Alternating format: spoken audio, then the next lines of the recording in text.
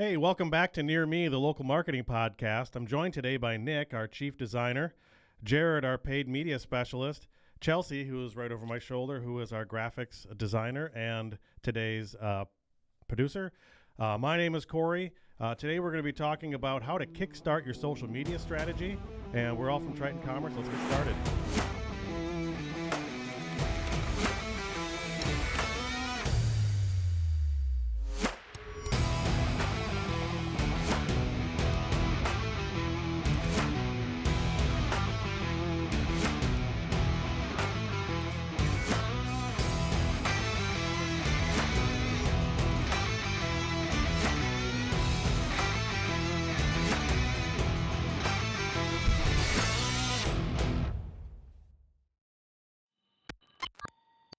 So the first thing we're going to talk about today is choosing the proper social media platform for you to focus your energy on. And the reason we're talking about that is because we have Facebook, LinkedIn, TikTok, Twitter. There's all kinds of different places. Now, the number one thing we got to figure out is where you're going to spend your time. And there's one way that we do that, and that's we first start by determining where your customer spends their time. And one way we do that here at Triton Commerce is to create a persona. And with these personas, we'll kind of design out exactly who our customer is, or at least our key customer is. And here we got example persona here. It's just a very simple one. And you can see here is Marketing Maggie. This would be for a B2B if you're targeting a marketing expert or marketing manager. You can see here she's 32, married with a 2-year-old son. She lives in Maple Grove, Minnesota. She communicates through calls, emails, texts, and Snapchat, and generally in that order. And her top social media that she uses, we defined as Instagram, Facebook, and LinkedIn. And then we got some pain points here and different things that we identify as to why someone might, choose us, right? So as you go through and you create these personas, you notice here we identified that Instagram, Facebook, and LinkedIn is where she spends most of her time. So now we kind of have an idea, and you can create multiple personas based on, if you think there's multiple customers that you might have. So now that we've identified that those are that LinkedIn and Instagram are the top two that she uses along with Facebook, now we can kind of create our strategy around targeting her on those platforms, and that's where we're going to spend our time. Now, if you have multiple personas, you can create maybe 2 or 3, and then you'll see there'll be some overlap. You'll see that different age groups or different professionals might all share, Facebook or Instagram. If you're targeting a younger demographic, maybe B2C, you might notice a lot of your customers overlap on TikTok. And those type of things are going to help you identify where you should be spending your focus.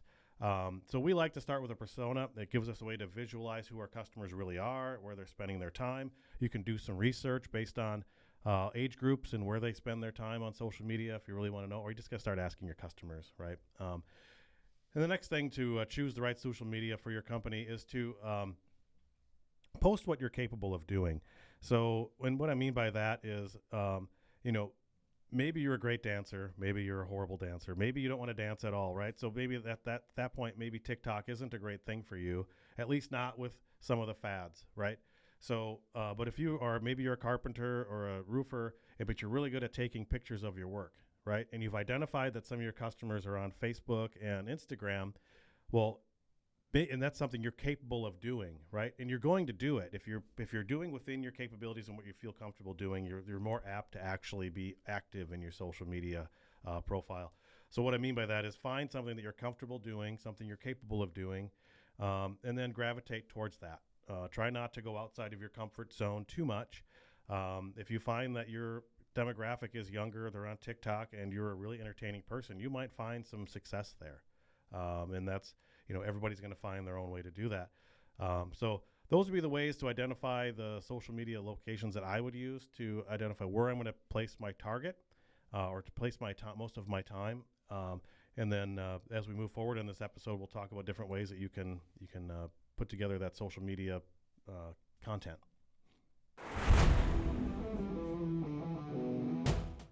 Okay, so after you've identified the social media platforms you want to focus on, One way that we found it's much easier to get your content together and understand what you're going to do. If you're not the type of person that can just pull out your phone and create something on the spot and go, we like to use content calendars. And what that allows you to do is kind of plan out all of your content. And Chelsea's worked on a lot of content calendars over the years. And I'll turn it over to you, Chelsea. You can have some tips as to how people can do this. Yeah. So a lot of people start to ask the question right off the bat, well, what's the point of having a social media calendar? And we like to point the question back at them. Well, how many times do you go to sit down, do a post, 45 minutes have gone by and you don't even have anything accomplished yet? Having a calendar helps saves a lot of time because you can do everything all at once. You save yourself a lot of energy, a lot of thinking and headaches, and you can just start to plan it out all in a big batch.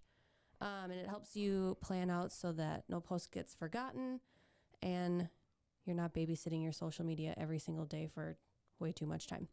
So a few things that you should include on every calendar is a strategy. First and foremost, posting for the sake of posting will get your business nowhere, but if you have a strategy that can help you, first of all, identify goals, make sure you're hitting those goals, and it acts as a blueprint for getting your content mapped out, created, and published. Second, along with that strategy, like I said, are those goals or KPIs, and these will help you to see over time if your strategy is working or not. You always want to have a purpose, and those goals and strategy are kind of your first two steps always. Second thing, like Corey mentioned before, is knowing the platforms you're going to be posting at, and also knowing how you're going to be mapping out your captions and content for each platform, because you're not always going to be talking to your audience the same way on Facebook as you would on Instagram, for example. Number 4, I guess. I think I'm on 4. Hashtags. Some people don't really know the purpose of them, but you see them almost on every platform. And they help an audience to find content that's surrounded around a theme, or it can always help you go back over time and, whatever your one hashtag is for your brand, you'll probably have multiple. You can see what you've posted under that hashtag over as long as you've been posting on social media. And then last, video is a big thing that is kind of taking over social media. Gone are the days where your social media is strictly just photos or polls or just text only. Everybody's consuming and creating more video content, but like Corey said before, make sure it's something you're capable of doing first. If you are, we highly suggest putting that in your calendar. So not every post is just a photo, but you'll get more engagement, more reach, and all of that good stuff. So there's many things you can include in your calendar, but those are a few of our must-haves. Yeah, and the nice thing with the calendar is you can kind of look at it as a whole versus looking at it post by post, and you can kind of see your strategy being implemented, right? Yep. So, for example, maybe you have a sale coming up, some type of promotion allows you to, at the beginning of the month, know, okay, on the 15th, this promotion is starting, so I need to have this post ready to go. And at the first of the month, you can schedule the entire month out. Yep. So, and it allows you to kind of look at your strategy as a whole, understand where you're going and what you're trying to achieve on each post, like you said, versus every day at 8 o'clock with your coffee trying to figure out what am I going to post today. Yep. Then you realize on the 16th that you forgot to post about your window sale or whatever your promotion was, right? This allows you to really just plan everything out and see it. Yep. And over the long run, it'll save you time and it'll keep you confined to that strategy you're trying to do. You're not going to every day feel a little bit different. Exactly. Right. And today I want to post this beautiful tree, like just because you thought it was neat at the time. Working on the calendar keeps you kind of corralled into that strategy. Yes. Okay. Thanks, Chelsea. So now you've finally determined what social media platforms you're going to use. You've got your content calendar going. You're having some success on social media. And the third step there is maybe moving into paid ads. So maybe Jared, who's our paid ad specialist, will kind of tell us about what you can do to integrate paid ads into your social media efforts. Yeah, so I've got 2 things that I'll go over today. One's kind of just a quick and easy, and then one would be more of an intermediate type ad. First thing I think is important is to always understand what your goal is of your ad. Before you start spending any money, you have to have a goal. And then you have to have something set up to track that goal. So you know if you're spending money, if it's worth continuing to spend or add more budget, or if you need to do something else. So the first step is picking your goal, setting up some form of tracking, whether that's on the platform or with some kind of third-party software. So the first thing you can do, I would say, which is a real quick and easy way to get an ad going, is to look at your organic posts and find one that has the same type of goal as you would with your ad, and just pick one that has done well, right? So if you know this ad or this post resonated well with my audience, then you'd want to use that one as a place to start, right? You can try and see how it does with your budget, see if it's profitable. And it gives you, I would also make sure when you're doing that is that you look at your audience and see who it is. And when you start your ad, there's some real simple type of way to organize who you're advertising to. So if your audience is all female, then you can select female. If there are certain age demographics. So just to pick some demographics that match up with who your audience is. So I would start with that and run it for a week maybe with whatever budget you have, and just kind of see how it's done and make adjustments from there. If you want to get a little bit more advanced, but not really getting too involved yet, you can run an ad, which I would suggest either doing a call ad or a message ad, which keeps people on the platform. So if you're on Facebook running an ad, you could have a button that says call now or message us now. So the people that are seeing your ad don't have to leave the platform, right? So you don't need to convince them of that. You just need to convince them with either a video or an image that they should take an action now. And that's something, whatever the action is, might be based on how people typically communicate with you. So if they usually would call you, then I would run a call ad. If people are more apt to message you, then I would start with running a message ad. So that's an easy way to not have to bring them to your website, have something fully developed there to try and either give them more information or convince them to communicate with you. It's just an easy way to grab attention and ask for an action right away. So those are two ways to kind of start with your ads. If it gets more advanced than that, you can keep studying or reach out to us and we can help you out. Awesome. Thanks, Jared. Yeah.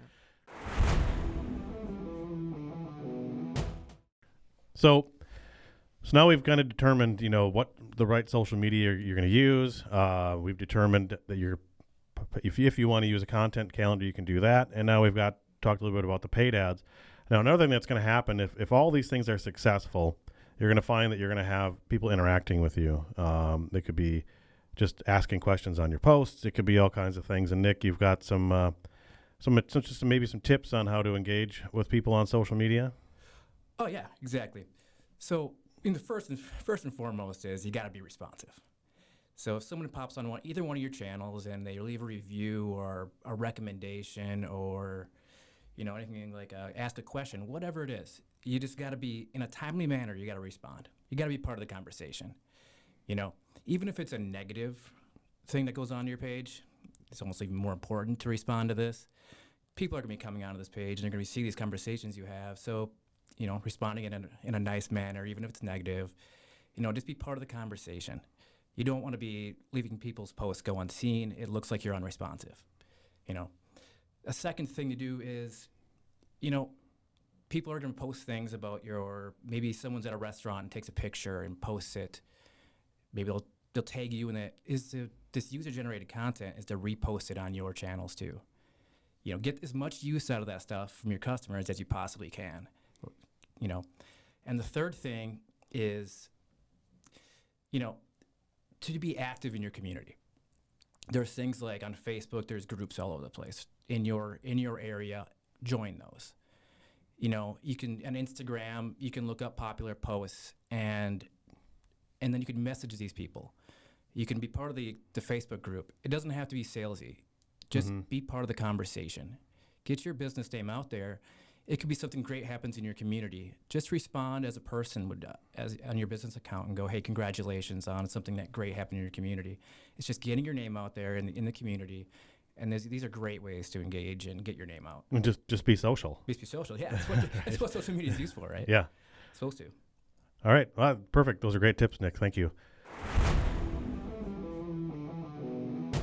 But what are the benefits of investing in social media? I'm just going to kind of go around the table here and just see what everybody thinks a good benefit would be. Chelsea, what would you think a good benefit of investing in social media is? I think one huge benefit is just showing the human side of your company with social media too. A lot of people go the salesy route, but social's meant to be social. So if you can just appear, kind of like Nick said, as a person on your page, a lot more people even start to feel like they know you before they start doing business with you. That's great. Jared, what do you think? Yeah, I think along those same lines, it gives you an opportunity to really tell your truth. Yeah, I think on your website and other things that may be a little bit more formal, social media gives you the opportunity to open up a little bit and kind of let people into more of what your brand is and where it comes from. Don't have to be so serious. Yeah. Yeah. Okay, great. Nick?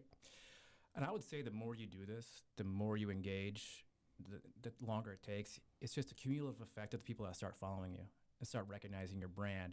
So there's really a role, that role effect of just adding, and a long-term benefit it can provide. Yeah. And I'll say the another benefit of investing into social media is unless you're buying paid ads, your investment is really your time. So especially if you're a small business owner, it's a great way to get reach and find customers without having a huge budget. I mean, if you want to talk about growth hacking, right? I mean, social media is one of the great ways you can do that with an unlimited budget. And you can really find out who you are and who your customer is without spending a ton of money. So that kind of concludes our thing. Hopefully these tips help you kickstart your social media. If you have any questions, feel free to reach out to us. Thank you.